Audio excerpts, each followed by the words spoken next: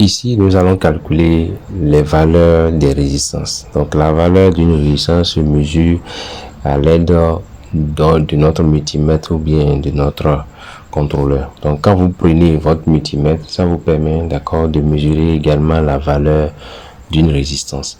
Mais avant de mesurer cette valeur, nous avons utilisé le tableau et par rapport à ce tableau-là, nous avons les couleurs. Et nous avons dit si ces 4 couleurs, les 2 premières couleurs représentent les chiffres et la 3e couleur le multiplicateur et la 4e la tolérance. Donc quand vous prenez notre résistance, vous allez mettre les 2 bornes de votre multimètre sur les 2 bornes des résistances, peu importe n'importe quelle borne, peu importe la borne de la résistance, parce que quand vous prenez une résistance, le courant circule de la droite vers la gauche et de gauche à droite dans les 2 sens, parce que quand on parle d'une résistance, le courant circule dans les 2 sens. Voilà, donc quand vous prenez, n'est-ce pas, votre résistance, vous allez essayer de mesurer avec votre multimètre. Maintenant, quand vous prenez votre multimètre, vous allez remarquer la mesure d'ohm. La mesure de ohm, d'accord, est le plus bas, est symbolisé par la lettre ohm, d'accord, ou le schéma diode. Quand vous calibrez votre multimètre sur le schéma diode, d'accord, ça, vous joignez les 2 bouts, d'accord, de votre multimètre, ça va donner un son pi, ça vous permet d'être sûr que votre multimètre est en marche.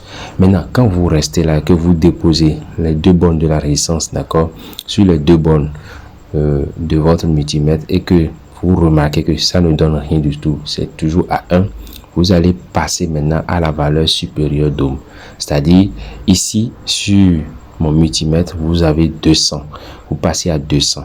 Et après 200, vous passez à 2K. Et après 2K, vous passez à 20K.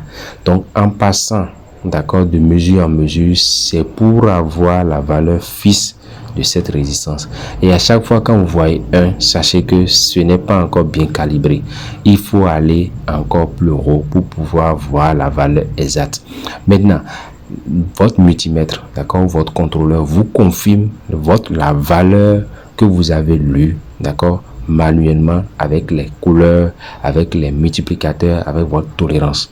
Donc, il faut avoir une idée sur les couleurs, sur le multiplicateur, sur la tolérance avant de prendre votre multimètre ou bien votre contrôleur pour pouvoir avoir une valeur fixe par rapport à votre résistance. Alors, quand vous contrôlez déjà avec les couleurs votre multiplicateur, la tolérance, que vous prenez maintenant votre multimètre, vous allez peut-être commencer par la plus forte valeur d'ohm. C'est-à-dire, sur ce multimètre que j'ai devant moi, ohm, la partie ohm, j'ai jusqu'à 20 millions d'ohms. Donc, je vais commencer par 20M, d'accord, pour voir si ça va donner. Si je calibre mon contrôleur ou bien mon multimètre sur 20 ohms et que je dépose sur les 2 bornes de la résistance et que ça donne 1, je dois baisser la valeur et venir à 2 millions d'ohms, d'accord, pour voir si ça va donner une valeur fixe là. Si ça ne donne pas une valeur fixe, je descends encore à 200K. Vous voyez, et après ça, je descends encore à 20K. Et après ça, je descends à 2K, histoire de retrouver la valeur exacte de cette résistance. Toujours est-il que, si je me retrouve en bas de cette valeur, ça va me donner 1, ou bien ça ne va pas être fixe.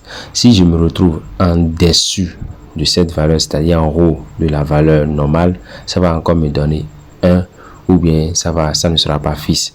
Mais quand j'aurai vraiment la valeur fixe, c'est-à-dire je suis bien calibré sur mon multimètre qui me permet d'avoir une valeur fixe par rapport à cette résistance. Alors, comment mesurer la valeur d'une résistance? Pour mesurer la valeur d'une résistance avec votre multimètre, d'abord, pour un bon technicien, d'accord, c'est d'abord connaître déjà la valeur de cette résistance à couleur, d'accord, avant de prendre votre multimètre pour pouvoir avoir la confirmation. Et pour cela, quand vous prenez votre multimètre, vous allez calibrer sur ohm. Et quand vous calibrez sur ohm, vous pouvez commencer par la plus grande valeur d'ohm, le plus grand calibre des unités d'ohm, d'accord, et commencer par vérifier votre résistance jusqu'à descendre à la plus petite valeur.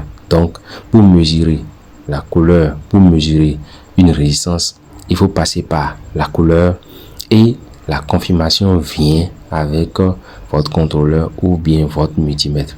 Alors, dans l'exemple que j'ai donné dans cette vidéo, vous allez voir, quand je prends une résistance, je dépose les deux bornes du contrôleur sur les deux bornes des résistances, peu importe le sens, d'accord, et je vais regarder sur mon multimètre. Et quand je regarde sur mon multimètre, je vois que c'est pas fixe, je vais augmenter la valeur. Et quand j'augmente la valeur, je vois que encore maintenant c'est pas fixe, je descends la valeur. Et quand je descends la valeur, je regarde et que c'est toujours pas fixe, qu'est-ce que je vais voir? Je descends encore la valeur. Et quand je descends la valeur, je vais commencer maintenant par voir une valeur fixe. Et c'est cette valeur fixe, d'accord, qui est la valeur que j'ai contrôlé sur cette résistance. Et cette valeur doit être la même valeur, ou bien approximativement la même valeur, plus ou moins 5%. C'est-à-dire, quand on dit plus ou moins 5%, c'est par rapport à un calcul, c'est une marge d'erreur, plus ou moins 5%. C'est de cette manière qu'on contrôle les valeurs d'une résistance. Donc le multimètre ou bien notre contrôleur vient juste nous confirmer la valeur que nous avons déjà eu à déchiffrer avec les codes, avec notre multiplicateur. Voilà un peu comment ça se passe.